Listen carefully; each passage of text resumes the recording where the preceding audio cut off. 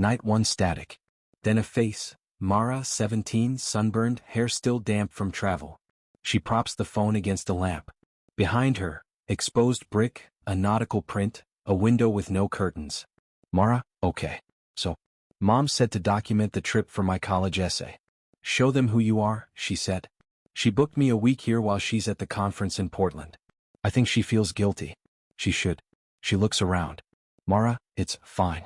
It's a lot of house for one person. The listing said cozy coastal retreat, which is a sentence that should be illegal. It took me 11 minutes to find the bathroom. There are 3 staircases. 3. One of them goes up half a flight and then just stops. At a wall. I took a photo. I'll add it to the essay. Who am I? A person who reads listings more carefully.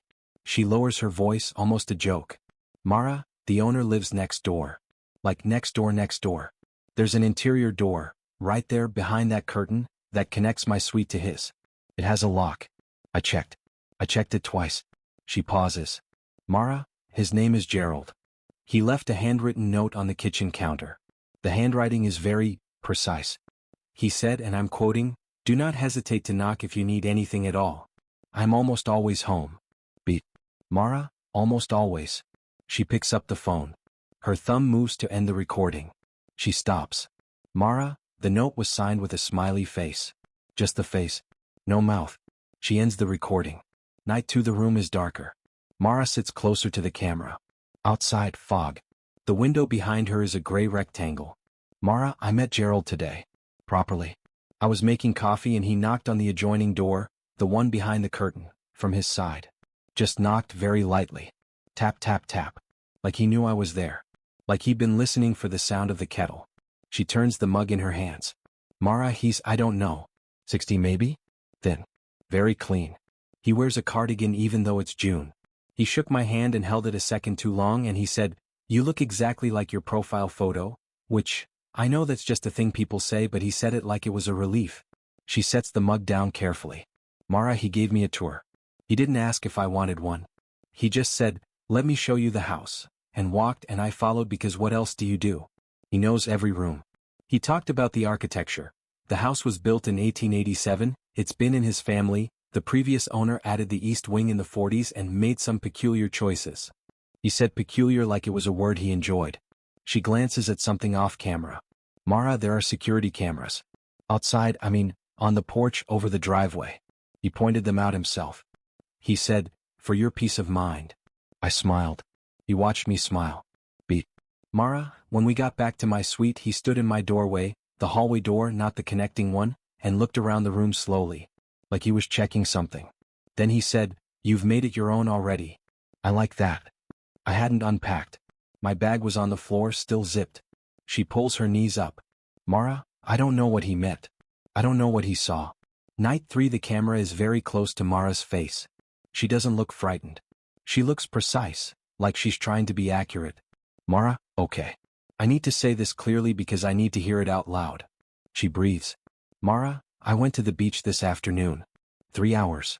I took my bag, I took my book, I left my phone charging on the nightstand because the cord doesn't reach far enough to bring it. I locked the hallway door when I left. I do not have a key to the connecting door, there's only one and Gerald has it. He told me that. He said, of course I would never use it, and I said of course and he said it again. She reaches off camera and holds up a book.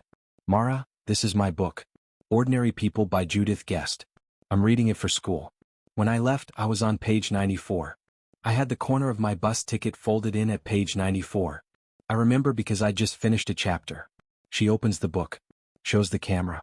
Mara, my ticket is on page 79. Silence. Mara, not just moved. Not knocked over. It's on a different page. Someone read 15 pages of my book. Or, no, someone moved the bookmark 15 pages back. Because moving it forward would have been too obvious, and 15 pages back is just disorienting enough that I'd wonder if I misremembered.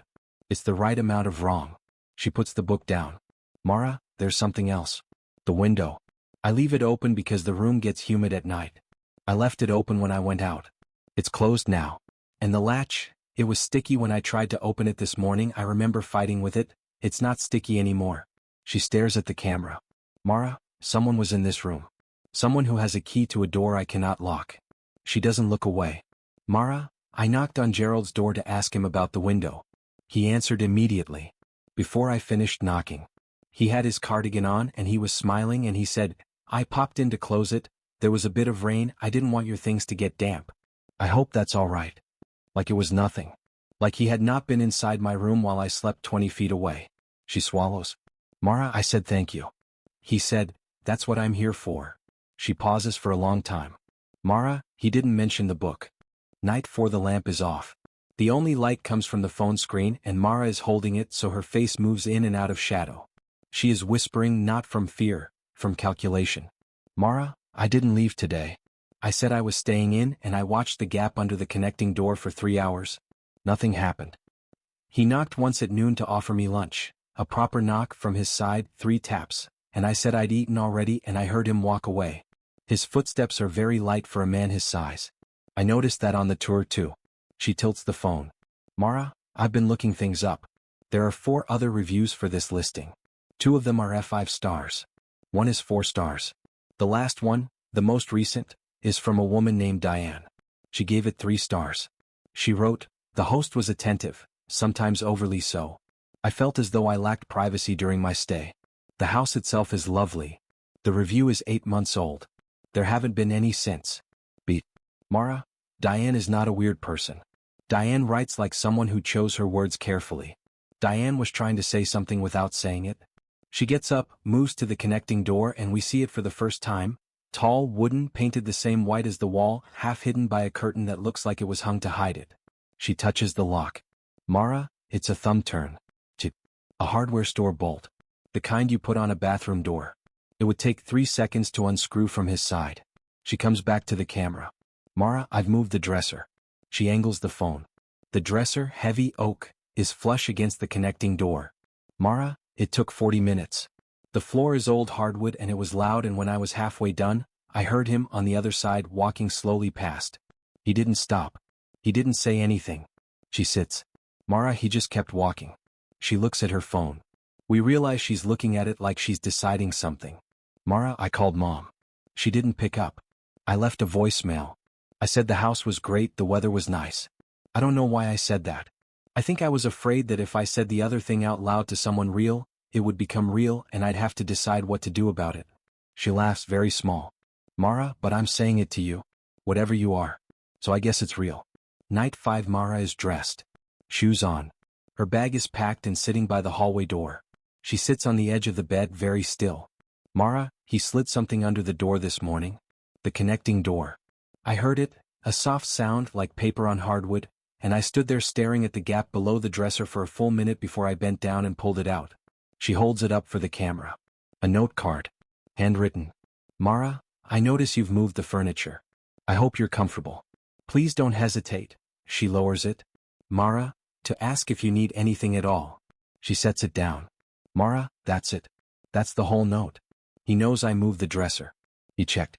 Sometime before I woke up, he went to his side of that door and he tried it and he felt the resistance and he went back to his kitchen and he got a note card. They're monogrammed. I noticed that when I was on the tour, a stack of them by the telephone, and he wrote that out in his very precise handwriting and he slid it under and he waited.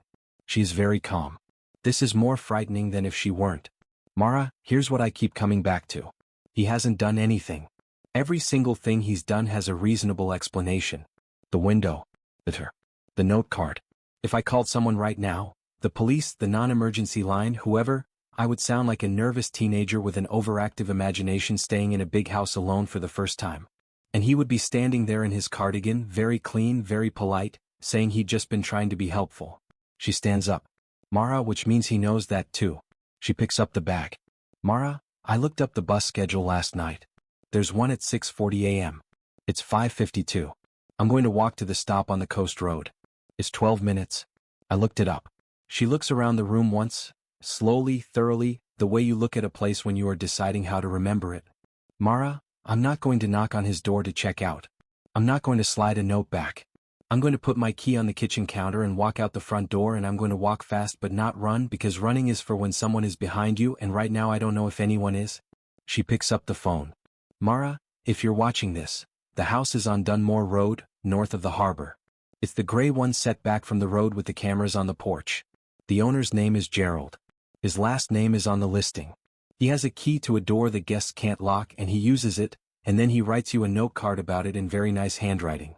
She moves toward the door. Pauses. Mara, Diane tried to tell us. She gave it 3 stars. She was being so careful and we all just clicked past her. She ends the recording. The final frame is static. Then, for exactly 2 seconds, the unmistakable sound of footsteps, light, deliberate, crossing a hardwood floor. Then silence. Then the screen goes dark.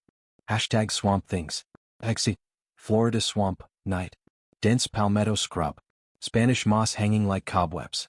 The sounds of cicadas and distant frogs. 3 friends stumble through the undergrowth. Maya, 28, sensible, designated driver, leads with her phone flashlight. Derek, 29, still buzzed, cargo shorts, pushes through branches behind her. Lena, 27, anxious, mascara smudged, brings up the rear.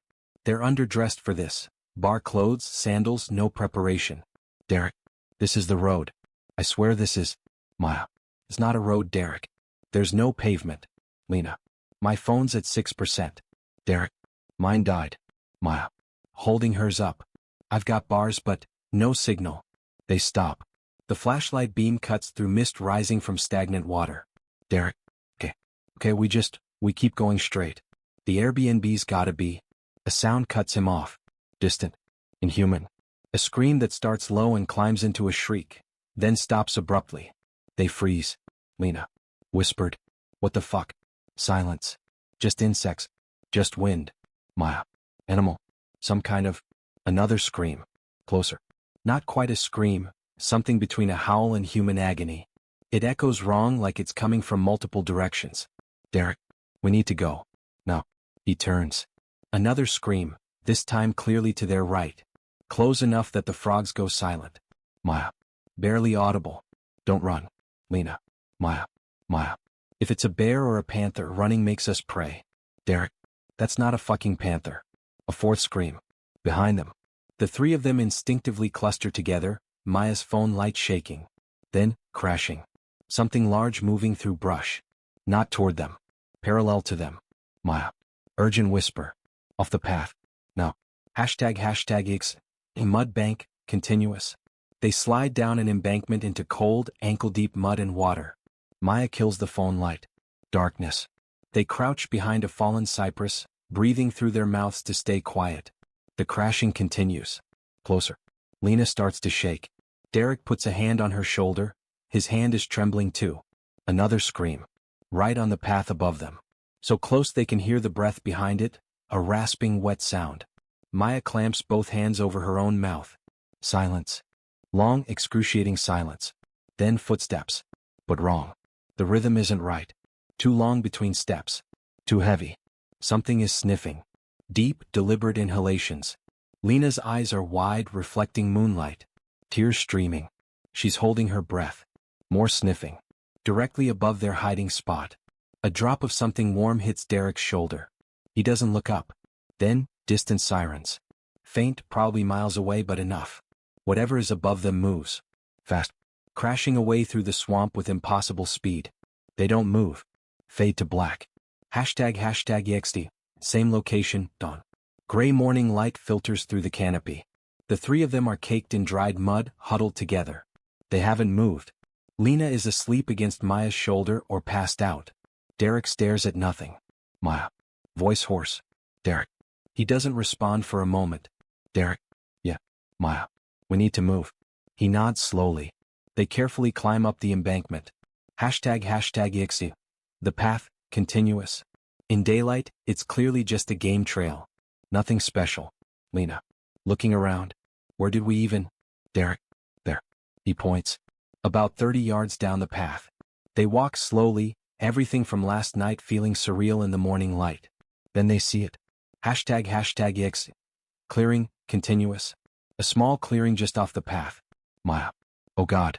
The ground is torn up. Deep gouges in the dirt. A palmetto is snapped in half 4 feet up the trunk. And scattered across the clearing. A shredded flannel shirt, the fabric torn not cut, like it was ripped by hands or teeth. A single boot. Canvas. Ordinary hiking boot. No foot inside. And pressed deep into the mud near the water, footprints. They approach slowly as if in a dream. The prints are large. Barefoot. Human-shaped but wrong, too long, the toe impressions too spread out. And they're deep, like whatever made them was far heavier than any person should be. Lena. We need to call the police. No one responds. Derek. Quiet. And say what? Maya. There was clearly, someone was. She doesn't finish. Lena. There's blood. Dark stains on the torn shirt. On the leaves. Not a lot but enough. Derek. We don't know what happened. Maya. Derek. Derek. We don't. We didn't see anything. We were drunk, we got lost, we heard sounds. Lena. Someone could be hurt. Someone could need. Derek. Then where are they? Silence. Maya. Pulling out her phone. I have signal now. She stares at the screen. The 911 call is right there. Her thumb hovers. Maya, Seventeed. If we call, they're going to ask what we saw. Derek. We didn't see anything. Lena. We heard. Derek. Animal sounds. In a swamp. In Florida. Maya. There's evidence of. She gestures helplessly at the clearing. Derek. Evidence we contaminated by being here. Our footprints are everywhere now. Lena. So we just leave? No one answers. Maya takes a photo of the clearing with her phone. Then another of the footprints. Maya. To herself. Just in case. Derek. In case what? Maya. I don't know. She looks at the others. Maya, Seventeed. If someone's reported missing, if something shows up on the news, we can. Lena. Can what? Say we spent the night 50 yards away while someone got killed and we hid in the mud? The word killed hangs in the air. Derek. We don't know that. Lena. The fuck we don't. She's shaking again. Maya puts an arm around her. Maya. The Airbnb is, that way I think. The main road is maybe a mile. Derek. We should go. Lena. We can call from there. Let it be anonymous or. Maya. Yeah. Okay. From there. They start to walk away, then Maya stops, looks back at the clearing. Derek. Maya. Maya. What if they're still alive? What if someone's out here and. Derek. Gently. Nothing lived through that. She stares at him. Derek Seventeed. You know that. We all know that. Maya. So we're choosing to. Derek. We're choosing to survive. That's what we did last night. That's what we're doing now. Lena. Looking back. Those footprints. They all look. Lena Seventeed. They weren't human. Right? We all saw that. Maya and Derek don't respond. Lena Seventeed. If we tell the police about those, they'll think we're insane. Or lying. Or involved. Maya. Quiet. Maybe someone else will find it. A hiker or. Derek. Yeah. Someone else. They stand there, 3 people who went out for drinks and came back different. Maya. We don't talk about this. Not to each other, not to anyone. Lena. Maya. Maya. I'm serious. We were never here. We didn't see this. We got drunk, we got lost, we slept it off in the woods. That's it. Derek. She's right. Lena. Tears starting. Someone died. Someone fucking died and we're just. Maya. Firm. Someone or something killed them. And we can't help them. But we cannot be next. She starts walking. After a moment, Derek follows. Lena looks back at the clearing one last time, at the torn shirt moving slightly in the breeze, at the impossible footprints. Lena. Whispered. I'm sorry. Then she follows the others. #X. Forest, continuous.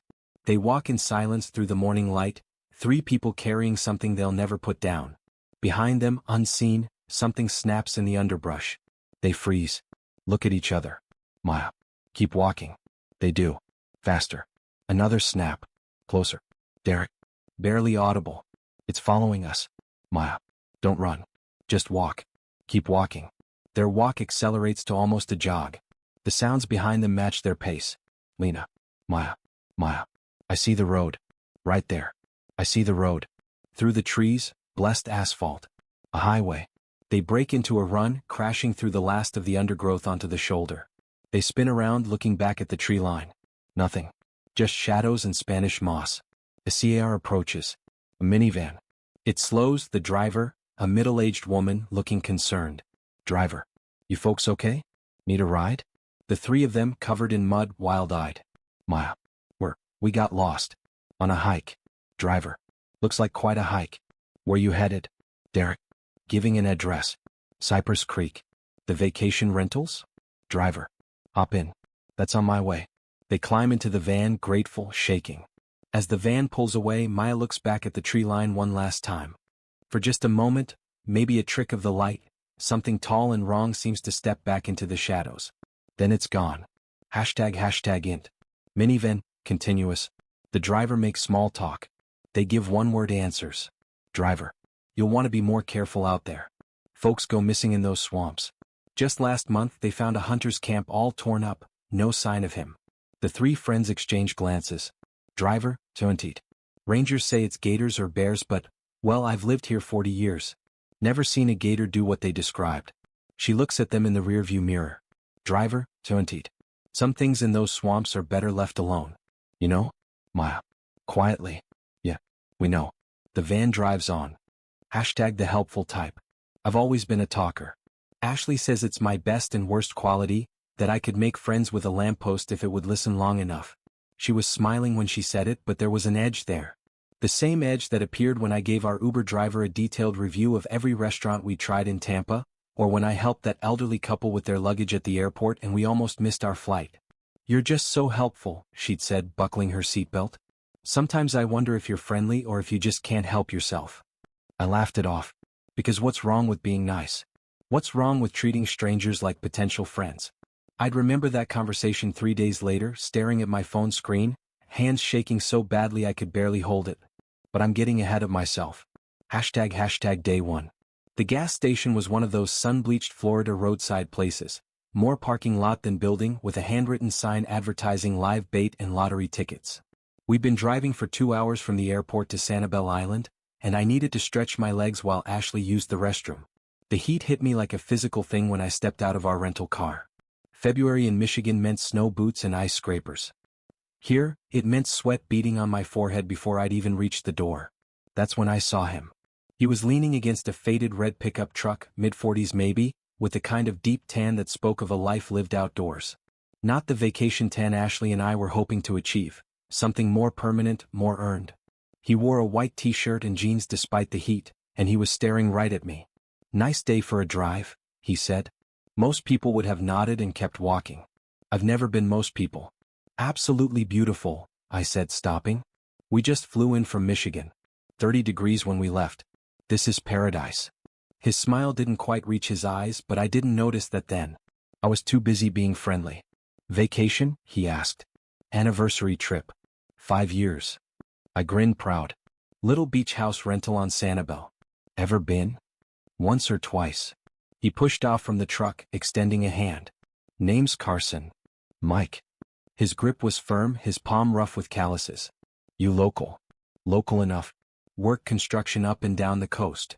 He tilted his head toward the truck. "Whereabouts on Sanibel?" And here's the thing, here's where Ashley would have given me that look. The one that says you don't need to give strangers our life story.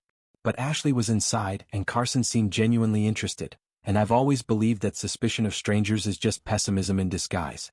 "East End actually. Little place called the Dolphin Cottages? Right on the beach. We got a steal on VRBO." "No kidding." Carson's smile widened. "Beautiful area. Real quiet. That's what we're hoping for. Just pure relaxation, you know? Beach books, maybe some kayaking." The gas station door chimed and Ashley emerged, oversized sunglasses hiding half her face.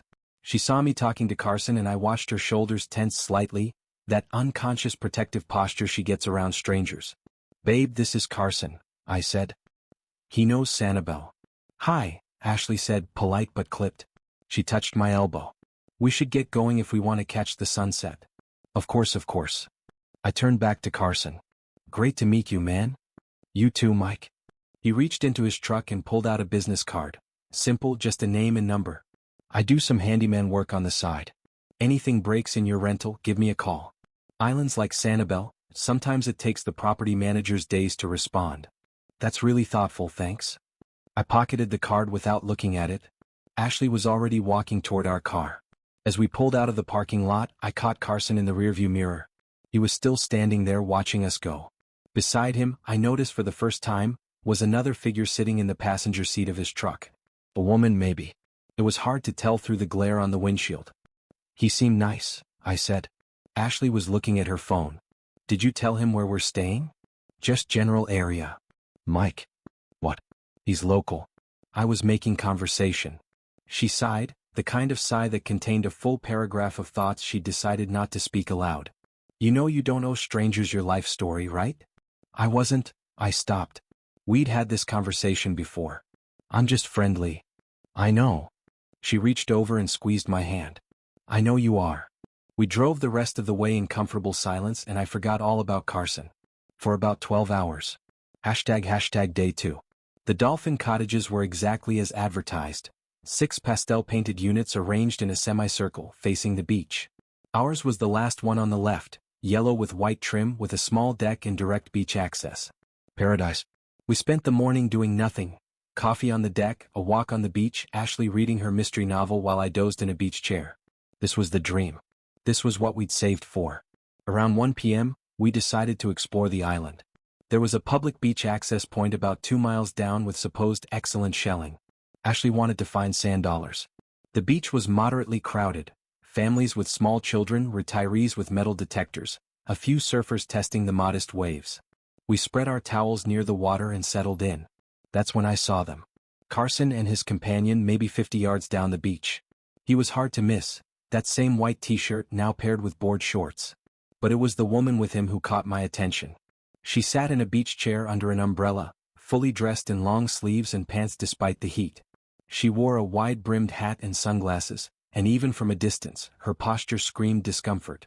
She didn't move, didn't speak, just sat there like a mannequin while Carson stood at the water's edge, looking out at the ocean. Huh, I said. What? Ashley looked up from her book. That guy from the gas station. Carson. He's here. She glanced down the beach. It's a public beach, Mike. Locals use it too. Yeah, you're right. But something felt off. Sanibel wasn't huge, but it had multiple public beaches, dozens of access points. What were the odds? I watched Carson for a minute. He turned, scanning the beach, and our eyes met. Recognition crossed his face. He waved. Without thinking, because I never think, I waved back. Mike, Ashley warned. But Carson was already walking over, his smile broad and friendly. Small world, he called out as he approached. How's the cottage? Great, really great. I stood, brushing sand off my shorts. Didn't expect to run into you again so soon. I'm at this beach most days. Good fishing off those rocks. He gestured vaguely north. You folks finding everything okay? Perfect so far. Ashley had sat up, her book closed, watching the exchange with that expression I'd learned to recognize over 5 years of marriage. Polite. Guarded. Ready to intervene. Your wife? Carson asked, looking at Ashley. Ashley, this is Carson from yesterday. Carson, my wife Ashley. Pleasure, Carson said. He didn't extend his hand this time. Enjoying your anniversary? We are, thanks, Ashley said. There was a question in her voice that I caught, but Carson apparently didn't. How did you know it was our anniversary? I told him that yesterday. At the gas station. Along with everything else. Well, I'll let you folks enjoy the sun. Carson smiled, but I noticed now what I'd missed yesterday. His eyes didn't move when he smiled. They stayed fixed, focused, reading. That woman down there is my sister Linda. She's not much of a talker, bad accident a few years back. But if you need anything, recommendations, whatever, you've got my card. Appreciate it, I said. We watched him walk back to his sister. He didn't look back. That was weird, right? Ashley said quietly. A little. But he seems harmless. Mike, what exactly did you tell him yesterday? I replayed the conversation. Just that we were on vacation. Anniversary. Staying on Sanibel. Did you mention the Dolphin cottages specifically? My stomach dropped a little. Maybe? Jesus, Mike. What? He's a local contractor. I was being friendly. You were being reckless. She picked up her book again, jaw tight. You don't tell strangers where you're sleeping. We'd been married long enough that I knew when to drop it. We spent another hour on the beach, but the ease had gone out of the day. I kept glancing down at Carson and his sister. She never moved. Not once. Just sat there like she was waiting for something. When we packed up to leave, I noticed Carson watching us go. Day 3. I woke up to Ashley making coffee in the cottage's tiny kitchen. Morning, I mumbled. There's a farmer's market in town, she said, not turning around. I thought we could go. Get some fresh fruit, maybe some of that local honey. It was an olive branch. Our fight yesterday had been quiet and brief, but it had happened. Ashley hated conflict on vacation. Sounds perfect. The market was charming. white tents arranged in a parking lot, vendors selling everything from orchids to key lime pies. We wandered hand in hand, sampling mango slices and arguing playfully about whether we had room in our suitcase for a ceramic starfish. I was reaching for my wallet to buy Ashley a jar of guava jam when I saw them. Carson and Linda, 2 rows over, standing at a tent selling hand-woven baskets. My hand froze. Ashley followed my gaze. "You've got to be fucking kidding me." It was the first time I'd heard her swear all vacation. "It's a small island," I said, but my voice had lost conviction. "Mike, 3 times. We've seen them 3 times in 2 days. Could be coincidence." "Stop." She turned to me, her voice low and urgent. "Stop being naive. That man is following us. You don't know that. I know that you told a complete stranger exactly where we're staying, and now he keeps appearing wherever we go." My skin prickled despite the heat. Because she was right. The odds were too long. The coincidence is too convenient. I looked back at Carson. He was examining a basket, his back to us. Linda stood beside him in the same long sleeves and hat, her face invisible behind large sunglasses. As I watched, Carson's head turned slightly, not enough to look directly at us, but enough that I knew he knew we were there. "We're leaving," Ashley said. "We can't just. Now." We walked quickly back to the car, Ashley's hand tight in mine. I wanted to look back but didn't. We drove to the cottage in silence. "Maybe we should call someone," Ashley said as I unlocked the door. "And say what? A guy we met keeps going to public places?" "Mike, I'm scared." That stopped me. Ashley didn't scare easily. She'd grown up in Detroit, worked night shifts as a nurse, dealt with belligerent drunks and aggressive patients with calm efficiency. She was scared I should be terrified. "Okay," I said. "Okay. Let's just stay at the cottage today. Order delivery. Lock the doors. If we see him again, we'll call the police. Promise." "Promise." We spent the afternoon inside, curtains drawn, pretending to relax. Every car that passed on the road made us both tense. Every footstep on the beach brought us to the window. But Carson didn't appear. By evening we'd started to relax. We ordered pizza, opened a bottle of wine, laughed about how paranoid we'd gotten. Maybe it really was coincidence. Maybe we were letting horror movies and true crime podcasts poison what should have been a perfect vacation. I was loading the dishwasher when my phone buzzed. Unknown number. I almost didn't open it. I should have listened to that instinct. The message was simple. "Don't go back to your room yet." My hands went numb. "Ashley." She heard something in my voice and came immediately. I showed her the phone. Her face went white. "Call the police. Right now. Call them." "What do I even?" "Someone is telling you not to go to your room. That means they know which room is yours. That means they're watching us. Call the police." She was right. Of course she was right. But I stood there frozen, phone in hand, my friendly, helpful, overly trusting nature finally catching up with me in a wave of nauseating realization. I had done this. I had told a stranger where we were staying. I had waved at him on the beach. I had smiled and made conversation and treated a threat like a potential friend because I couldn't help myself, because being friendly was just what I did, because suspicion felt rude and I'd rather risk our safety than seem unfriendly to a stranger. "Mike." Ashley grabbed my shoulders. "Focus. Call 911. I dialed. My hands shook so badly I could barely hold the phone. 911, what's your emergency?" We're at a vacation rental on Sanibel Island and someone just texted me not to go back to my room. I think someone might be in our cottage. Are you in a safe location now?" I looked around. We were in the living room. Our bedroom was down a short hallway. The back door led to the deck and beach. The front door was 10 feet away. "I don't know," I said honestly. "Can you exit the property safely?" "I think so. Yes. I need you to leave the property immediately and wait for police to arrive. Do not enter any rooms you haven't visually cleared. Do not confront anyone. Leave now." "Okay. Okay." Ashley was already at the front door, car keys in hand. We moved quickly, not running but close to it. The evening air felt cool after the air-conditioned cottage. Our rental car was parked right in front. We were 5 feet from it when Carson stepped around the corner. Ashley screamed. I positioned myself in front of her, phone still clutched in my hand, 911 operator saying something I couldn't process. "Easy," Carson said, hands raised. "Easy. I'm not here to hurt you." "Stay back," I said. My voice came out higher than I'd intended. "The police are on their way." "I know. I called them too." He stopped, maintaining distance. In the fading light, I could see his face more clearly than before. He looked tired. Sad even. I sent you that text. Why? Ashley demanded from behind me. What do you want? To save you from making a terrible mistake.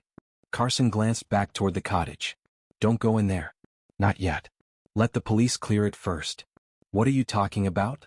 I've been following you, he said simply. Since the gas station. I know how that sounds. But I wasn't following you to hurt you. I was following you to keep you safe. You're insane, Ashley said. My sister, Linda, she's not my sister. She's my wife. Was my wife. Carson's voice cracked slightly. 2 years ago we took an anniversary trip to Sanibel. Stayed at the Seahorse Inn. Met a nice couple at a restaurant who recommended a fishing charter. Gave them our phone number so we could all go together. My blood ran cold. They came to our room that night. Tied us up. Took everything. They hurt Linda so badly that He stopped, composing himself. She doesn't speak anymore. Doesn't really do anything. I care for her full-time now. But I couldn't leave Sanibel until I found them. And you think, what? That we're them? I asked. No. Carson shook his head. But I heard you at that gas station talking to me the same way we talked to those people. Trusting. Friendly. Giving away information like it was nothing. And I thought, I have to warn him. By stalking us? Ashley's voice was sharp with anger and fear. I didn't know how else to do it. If I told you at the gas station, you'd have thought I was crazy. So I followed. I watched. And tonight I saw a car I recognized. One I've been looking for. Parked 3 cottages down from yours. Sirens, distant but growing closer. Who? I asked. The couple who hurt us. They're here. On Sanibel. And when I saw them scoping out the dolphin cottages, saw them watching your unit specifically. He looked at me with something like pity. You told me exactly where you were staying, Mike. You probably told other people too. You're the perfect mark. Friendly. Trusting. Easy to track. The sirens were close now, maybe a minute away. If I'm wrong, Carson said, the police will find an empty cottage and I'll be arrested for harassment. But if I'm right. He looked at Ashley. I couldn't let what happened to us happen to someone else. 2 police cruisers pulled into the parking area, lights flashing. Officers emerged, hands on weapons. On the ground. Now. Carson didn't resist. He lowered himself to the pavement slowly, hands visible. He sent me a threatening text. I started to explain to the nearest officer, but Ashley cut me off. He says someone broke into our cottage. Number 6. We haven't been inside. The officer's demeanor changed instantly. He spoke into his radio while his partner kept Carson covered. More sirens. More police. Ashley and I were moved to a patrol car while officers approached our cottage with weapons drawn. Through the car window I watched them enter. Minutes ticked by like hours. Then one officer emerged, speaking urgently into his radio. An ambulance was requested. Carson, still in handcuffs on the ground, closed his eyes. ## later. They found a couple in our bedroom, mid-30s, attractive, well-dressed. The kind of people you'd trust. They had zip ties, duct tape, and a knife. The woman had been photographing our belongings when police entered. Credit cards, driver's licenses, itinerary, all laid out on the bed like a shopping list. They'd entered through the deck door while we'd been at dinner. Picked the lock in under 30 seconds, according to the officer who interviewed us. Carson was released within an hour. His story checked out, every detail. The attack on him and his wife. His 2-year search. His recognition of the couple's car. I thought about just calling you, he told me before he left, Linda silent beside him in that same patient, broken way. But I figured you wouldn't listen. Figured you'd think I was the threat. So I stayed close. Kept watch. I couldn't. His voice broke. I couldn't just let it happen again. I wanted to thank him. To apologize. To explain that I finally understood what Ashley had been trying to tell me all along. That kindness without caution is just recklessness in a friendly mask. But Carson was already walking away, Linda's hand in his, 2 people shaped by my kind of mistake. ## epilogue. We flew home 2 days early. The cottage owners offered a refund. The local news wanted interviews. We declined everything. Ashley hasn't said much about it. But she looks at me differently now. Not with anger exactly, but with a kind of sad awareness. Like she married someone and only now realized who they really were. I stopped talking to strangers. Cold turkey. No more friendly conversations in line at the grocery store. No more helping elderly neighbors with their groceries. No more assuming the best in people. Ashley says that's not healthy either. That I'm overcorrecting. That somewhere between reckless friendliness and paranoid isolation, there's a normal way to exist. But I can't find it yet. Because every time I'm tempted to strike up a conversation to help a stranger, to be the friendly, helpful guy I've always been, I think about Carson. About his wife who doesn't speak anymore. About the couple in our bedroom, photographing our lives like we were inventory. And I think about the text message I almost ignored. Don't go back to your room yet. 4 words from a stranger that saved our lives because I'd been too friendly with a different stranger days before. My therapist says I need to forgive myself. That I didn't know, couldn't have known, that you can't live your life in fear of the worst-case scenario. But here's what I've learned. The worst-case scenario doesn't announce itself. It doesn't wear a mask or carry a sign. It smiles. It makes small talk. It says, "Nice to meet you," and asks about your vacation plans and accepts every piece of information you're too trusting to protect. And sometimes, if you're very lucky, someone who learned that lesson the hard way is watching. I still have Carson's business card. I've never called the number. But I keep it in my wallet, a reminder that kindness has a cost. And sometimes strangers pay it for you. Ashley's reading a book next to me as I write this. We're in our living room in Michigan. It's snowing outside. Safe. Familiar. Home. She hasn't touched me in 3 days. I don't blame her. I've started to wonder if that couple damaged more than just our sense of security. If they took something else from us, the ease we used to have, the trust, the way Ashley used to smile when I'd come home with some story about a person I'd met in line at the bank. That's gone now. Maybe Carson was right to follow us. Maybe he saved our lives. But I can't help wondering if, in some way, we still lost them anyway. My phone buzzes. Unknown number. I stare at it for a long time before deleting it unread. Ashley notices. Says nothing. Outside, a neighbor waves hello from his driveway. I close the curtain and turn away.